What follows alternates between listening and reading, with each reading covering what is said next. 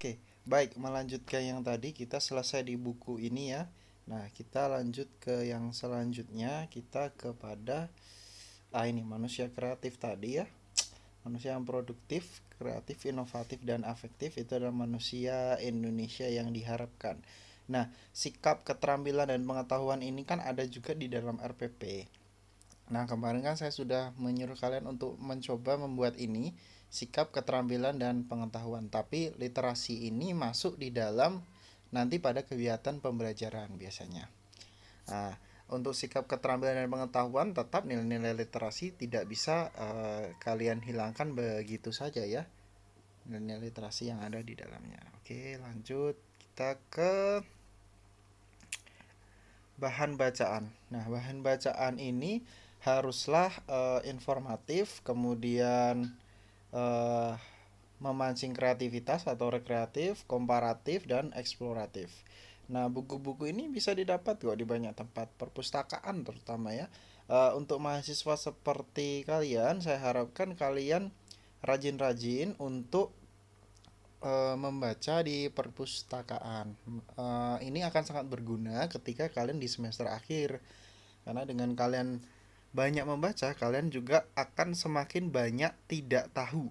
Saya tanda kutip dua, tidak tahu bahwa ternyata kita ini cuma segini pengetahuan yang kita miliki.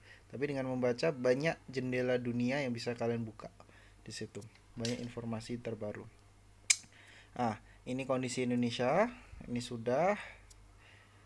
Oke. Keterampilan multiliterasi ya. Nah, ini adalah keterampilan berbagai cara dalam memahami ide-ide informasi dengan bentuk teks konvensional yang sifatnya inovatif, simbolik maupun multimedia. Jadi bukan cuma di buku aja kita belajar literasi, pakai media digital juga bisa. Kemudian uh, kita bisa juga dengan tahu dari buku kita bisa melakukannya. Kemudian beragam teks yang digunakan atau multimoda teks benar. Nah, ini multimoda teks contohnya adalah ini infographics, cartooning, books, newscast, comics, visual note taking, always semua yang berhubungan dengan teks yang bisa dimunculkan teks oleh movie. Dan di movie pun kita juga bisa belajar. Nah, kemudian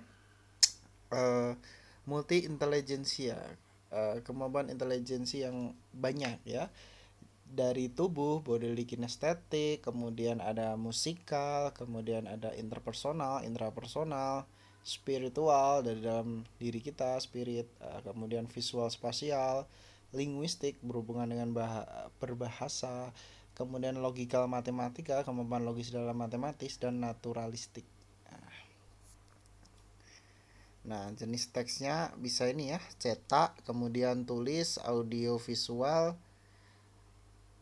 atau visual, kemudian digital dan juga kinestetik ya. Nah, ini memberdayakan literasi ini bisa dengan ini ya. Gini, gampangnya gini. Dengan kita menggunakan teknologi, kita mendapatkan informasi. Nah, dari teknologi dan informasi ini kita bisa berkomunikasi juga. Nah, seperti contoh yang paling gampang adalah kita memakai WhatsApp. Seperti itu. Jadi kita bisa teknologi WhatsApp ini mendukung kita untuk berkomunikasi satu sama lain dan berbagi sebuah informasi. Nah, implementasi literasi di sekolah ini tujuannya aja ya, kita fokus kepada tujuannya. Yang nanti kalian masukkan di dalam RPP itu cukup literasinya saja. Nah, tujuannya ini adalah menumbuh kembangkan budi pekerti peserta didik melalui pembudayaan ekosistem literasi di sekolah. Jadi dengan adanya ekosistem yang baik di dalam sekolah itu, literasi di sekolah itu pasti berjalan juga dengan baik. Oke.